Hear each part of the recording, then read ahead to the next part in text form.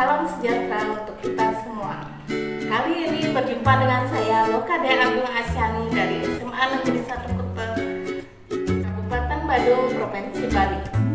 Kali ini kita akan belajar biologi materi kelas 10 SMA, yaitu tentang virus.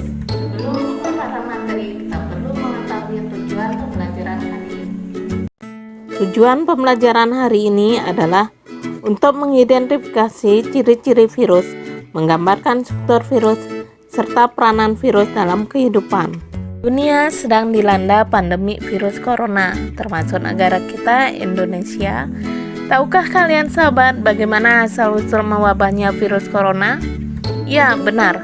Kasus ini diawali dengan informasi dari WHO pada tanggal 31 Desember 2019 yang menyebutkan adanya kluster pneumonia dengan etiologi yang tidak jelas di kota Wuhan, Provinsi Hubei, Cina.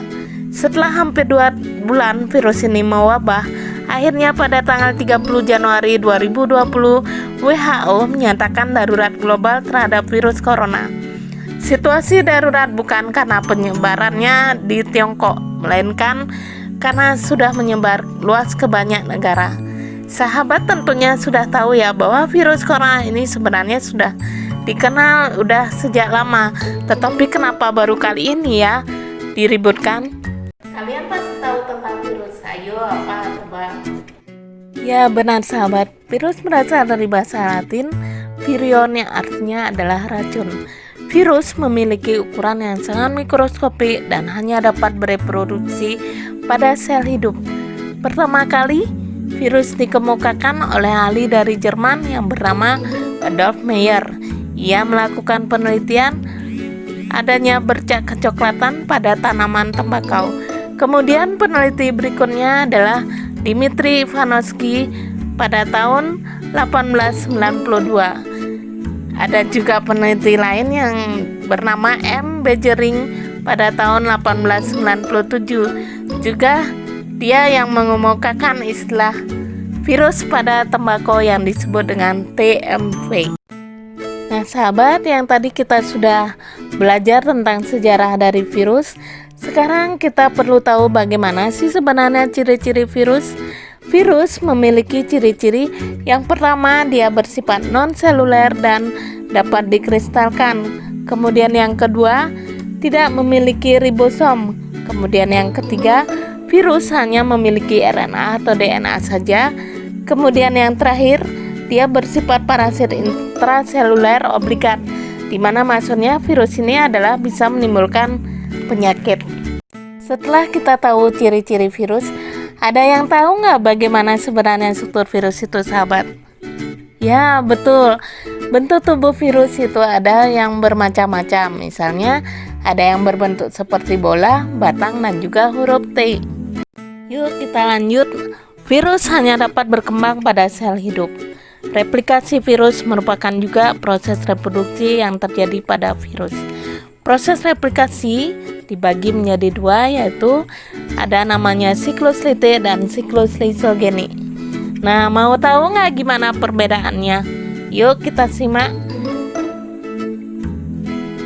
Pada daur Lite memiliki tahap-tahap. Yang pertama adalah fase absorpsi, kemudian yang kedua adalah fase injeksi, kemudian yang ketiga ada fase sintesis, yang keempat ada fase perakitan, kemudian yang terakhir adalah fase lisis. Nah, bagaimana dengan daur lysogeny? Daur lysogeny memiliki tahap-tahap. Yang pertama adalah fase absorpsi, yang kedua adalah fase injeksi, kemudian yang ketiga penyisipan DNA RNA virus pada bakteri, kemudian yang keempat bakteri akan terjadi pembelahan, kemudian yang selanjutnya akan terbentuk bakteri yang baru yang mengandung DNA. Setelah kita belajar tentang replikasi virus, kita juga perlu tahu tentang bagaimana peranan virus bagi kehidupan. Virus memiliki peranan yang menguntungkan dan juga merugikan di dalam kehidupan kita. Nah, apa saja sih kenapa kok virus itu bisa menguntungkan? Nah, virus bisa dipergunakan di bidang kedokteran itu dalam pembuatan interferon, kemudian provak, vaksin, dan juga peta kromosom. Kemudian virus yang bersifat merugikan itu biasanya dapat menimbulkan penyakit pada makhluk hidup, terutama pada tumbuhan, pada hewan, dan juga pada manusia. Nah, kita sangat tahu kan bahwa virus itu banyak yang menimbulkan penyakit di manusia, seperti misalnya yang sedang lagi boomingnya yang sekarang, yaitu virus corona. Kemudian bisa menimbulkan penyakit rabies, kemudian bisa menimbulkan juga penyakit influenza, dan masih banyak lagi. Setelah tadi belajar tentang peranan virus bagi kehidupan, kita juga perlu tahu loh bagaimana sih sebenarnya virus corona atau COVID-19. COVID-19 itu merupakan satu keluarga dengan coronavirus yang merupakan penyebab penyakit SARS dan MERS. Gejala COVID-19 biasanya demam, kemudian batuk dan pilek, letih dan lesu, serta mengalami gangguan pernapasan dan sakit tenggorokan. Nah, bagaimana upaya kita mencegah terkena COVID-19? Yang pertama, seringlah mencuci tangan dengan menggunakan sabun dengan air yang mengalir. Atau kalau tidak ada sabun, bisa menggunakan hand sanitizer. Kemudian yang kedua, hindari menyentuh mata, hidung, dan mulut sebelum mencuci tangan dengan sabun atau dengan menggunakan hand sanitizer. Kemudian yang ketiga, kenakan masker apabila batuk, pilek, atau bersin, atau bisa juga saat keluar rumah. Kemudian yang keempat, tetap menjaga jarak atau hindari kontak fisik dengan pasien yang diduga terinfeksi. Nah, untuk menjaga jarak biasanya 1 meter sampai 2 meter. Kemudian yang kelima, hindari kontak dengan hewan sakit atau binatang liar. Yang keenam, masak daging dan telur hingga matang sempurna. Kemudian yang ketujuh, konsumsi sayur dan buah-buahan untuk meningkatkan imunitas. Yang kedelapan, rajin berolahraga. Apabila mengalami demam, batuk, dan sesak napas, bisa langsung segera periksa kesehatan diri ke dokter. Setelah menyimak penjelasan tadi, yuk sekarang kita coba salah satu latihan soal esai berikut ini. Tuliskan tahapan siklus litik yang benar.